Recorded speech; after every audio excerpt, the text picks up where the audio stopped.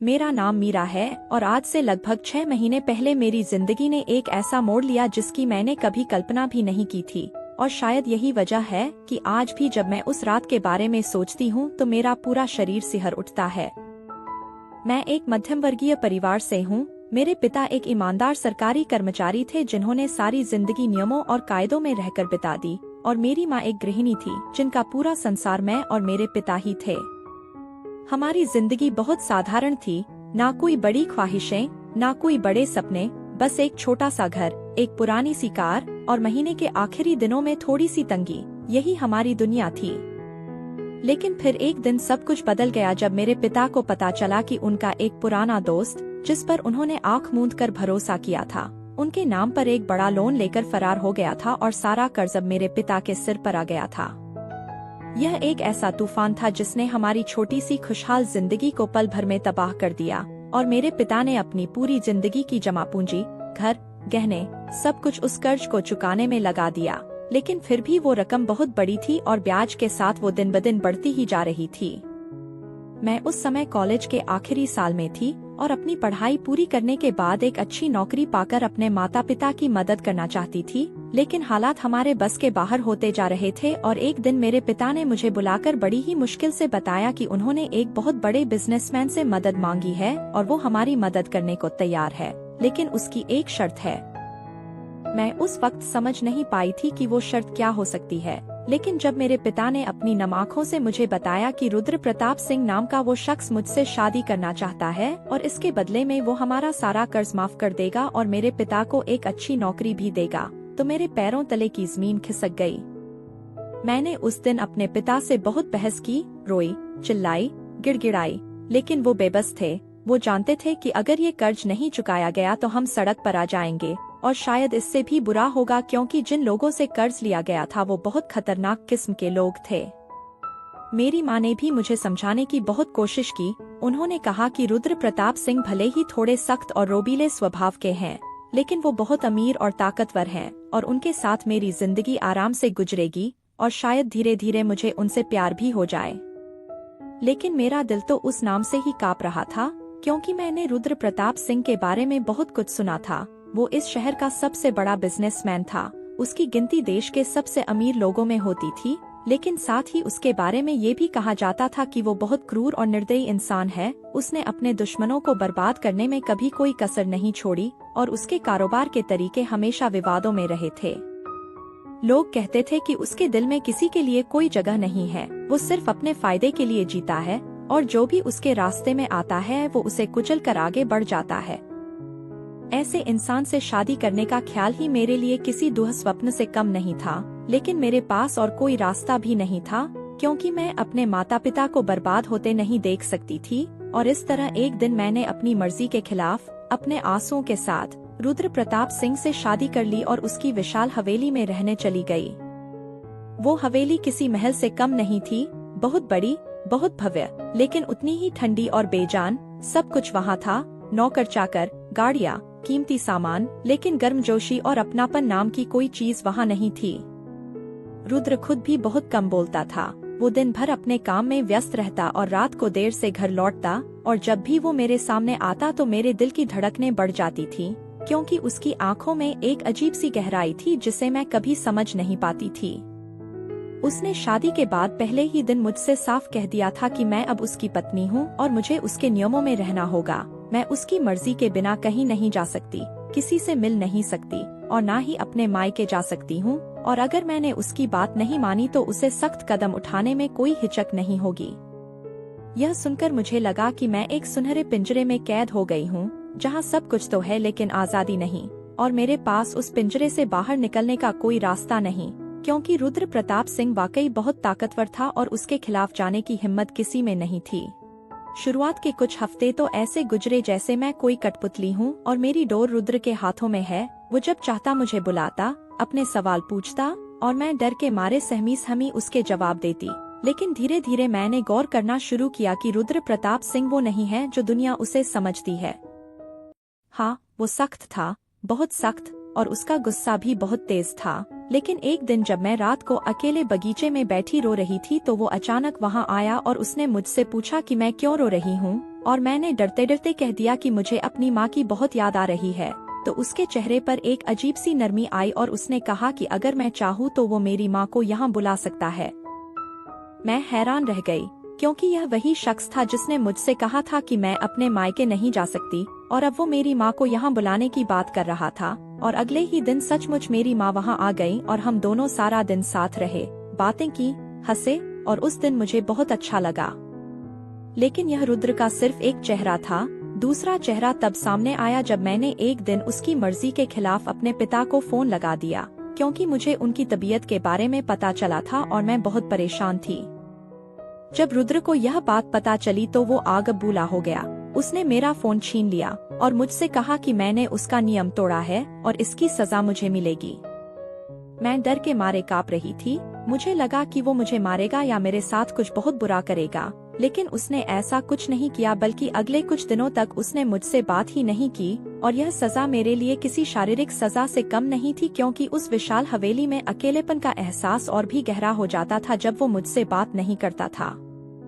इसी दौरान मुझे हवेली के पुराने नौकरों से पता चला कि रुद्र प्रताप सिंह का बचपन बहुत तकलीफों भरा रहा है। उसके माता पिता का देहांत तब हो गया था जब वो सिर्फ 10 साल का था, और उसके बाद उसके चाचा ने उसकी सारी जायदाद हड़प ली और उसे घर से निकाल दिया था।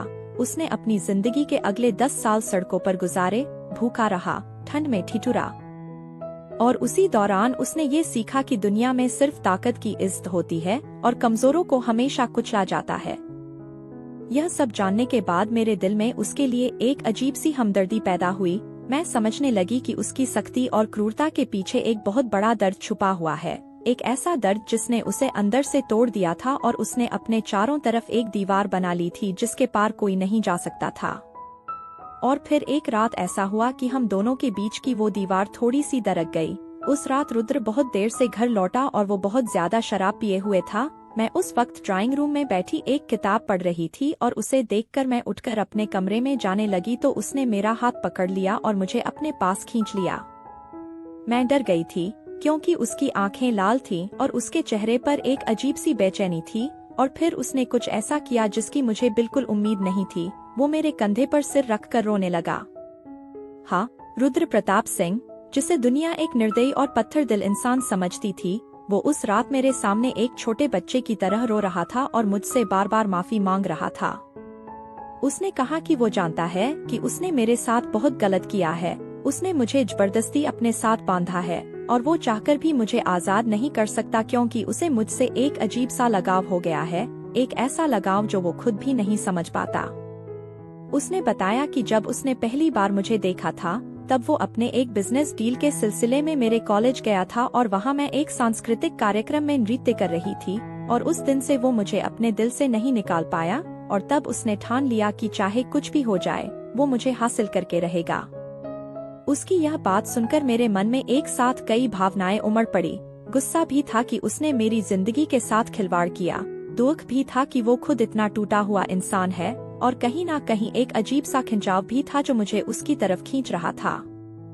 लेकिन उस रात के बाद भी हालात बहुत नहीं बदले। रुद्र का व्यवहार अब भी वैसा ही था, कभी बहुत प्यारा, कभी बहुत गुस्सैल, और मैं अब भी उस सुनहरे पिंजरे में कैद थी जहां से निकलने का कोई रास्ता नजर नहीं आता था। लेकिन अब कम से कम मुझे ये तो पता चल गया था कि उस पिंजरे को बनाने वाला खुद भी उतना ही कैद है जितना मैं हूँ।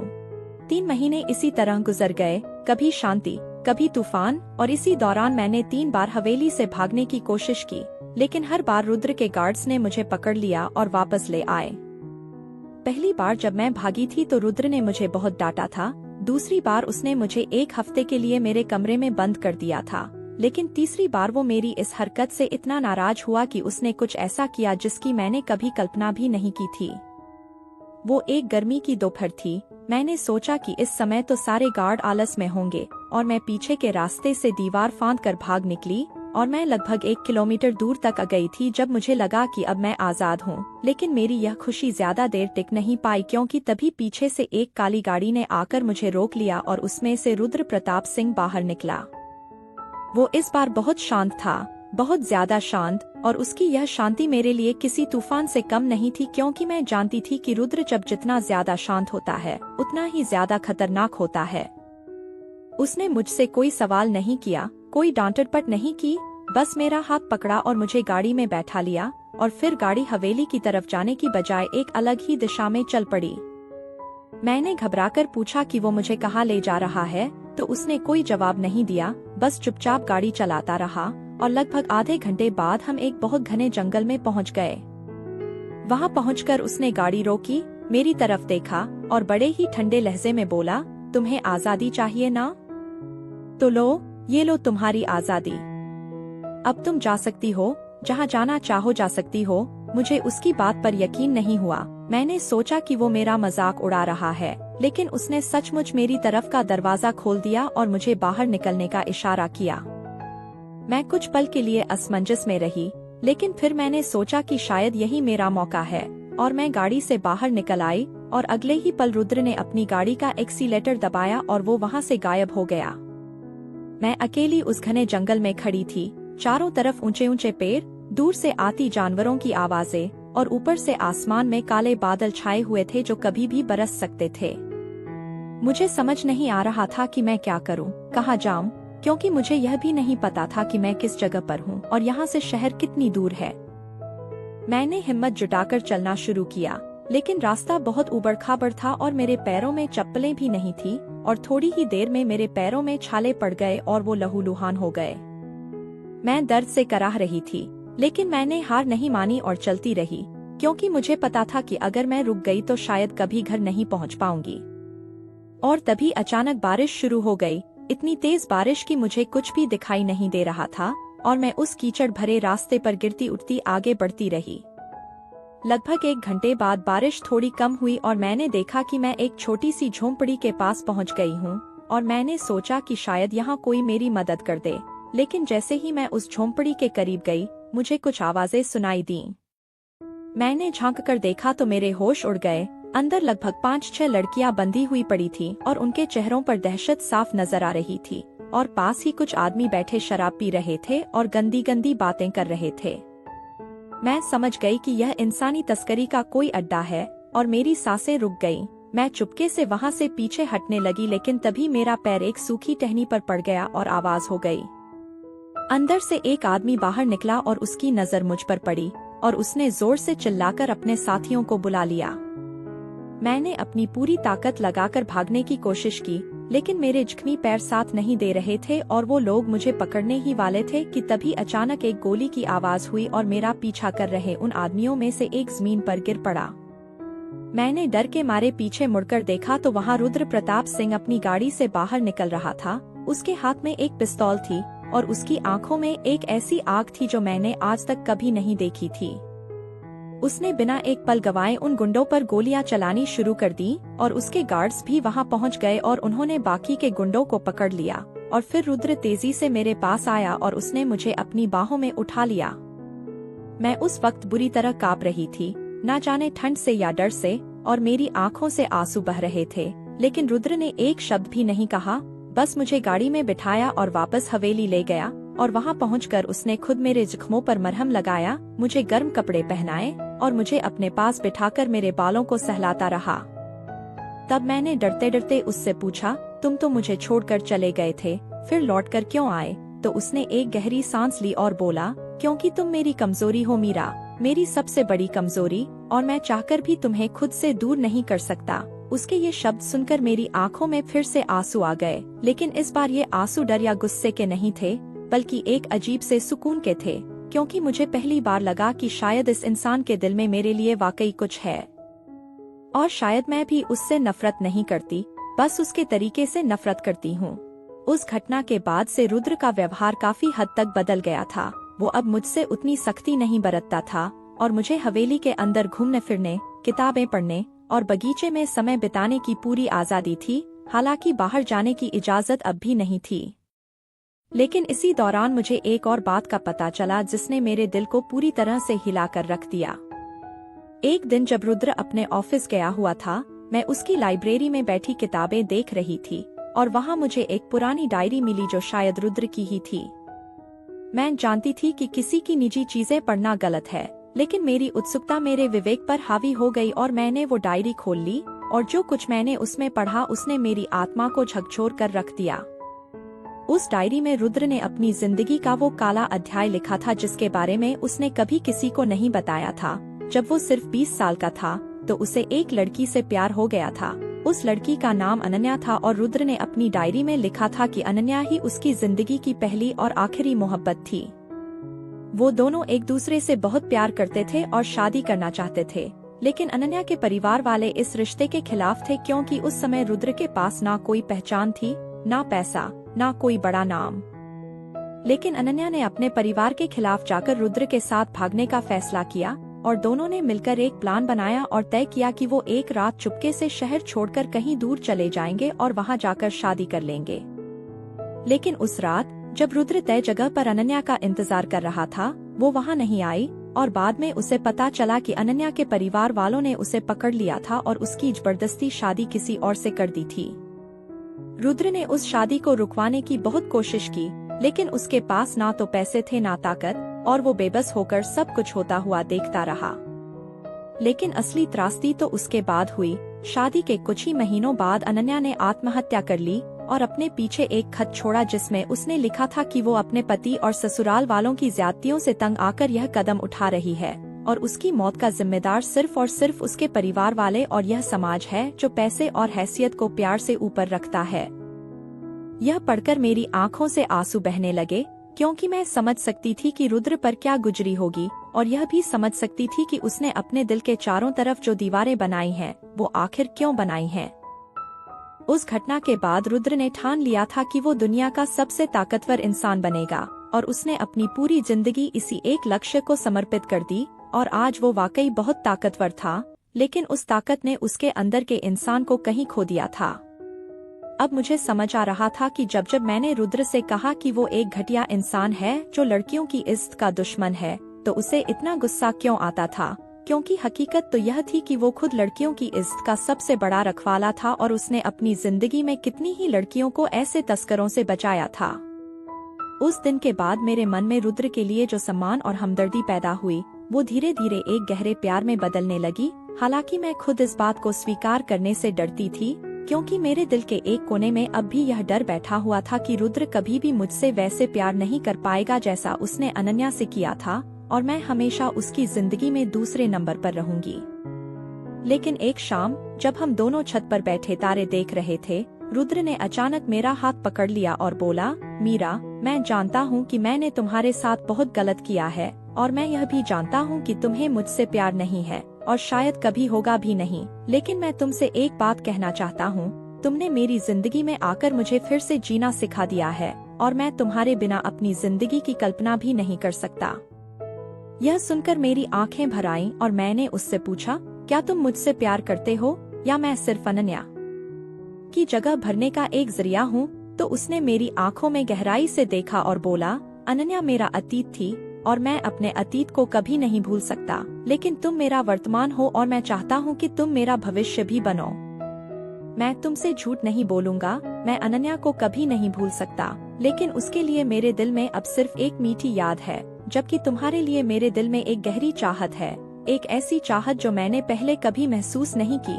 उसकी यह सच्चाई सुनकर मेरा दिल गदगद हो गया और उस पल मैंने अपने सारे डर और शंकाओं को एक तरफ रख दिया और अपना सिर उसके कंधे पर रख दिया और हम दोनों देर तक ऐसे ही बैठे रहे, बिना कुछ बोले, बिना किसी शर्त के, बस एक दूसरे की मौजूदगी का एहसास करते हुए। और मुझे लगा कि शायद यही प्यार है, ना कोई जबरदस्ती, ना कोई डर, बस एक गहरा भरोसा और एक दूसरे के लिए एक अनकही चाहत। और मैंने अपने दिल में तय कर लिया कि मैं अपनी पूरी जिंदगी इसी इंसान के साथ बिता दूंगी, चाहे वो कितना भी सख्त और मुश्किल क्यों ना हो, क्योंकि अब मैं समझ चुकी थी कि उसकी सख्ती के पीछे जो प्यार छुपा है वो दुनिया के किसी भी दिखावटी प्यार से कहीं ज्यादा सच्चा और गहरा है। हालांकि जिंदगी हमेशा इतनी आसान नहीं होती और जब मुझे लगने लगा था कि अब सब कुछ ठीक हो जाएगा और मैं और रुद्र एक खुशहाल जिंदगी बिताएंगे, तभी किस्मत ने एक बार फिर हमारी परीक्षा लेने की ठान ली। एक दिन रुद्र के ऑफिस से एक फोन आया कि कोई रुद्र को मारना चाहता है और उस पर हमले की साजिश रची जा रही है। और यह सुनकर मेरे होश उड़ गए, क्योंकि मुझे पता था कि रुद्र के दुश्मनों की कोई कमी नहीं है और वो सब उसे मिट्टी में मिलाने का एक भी मौका नहीं छोड़ेंगे।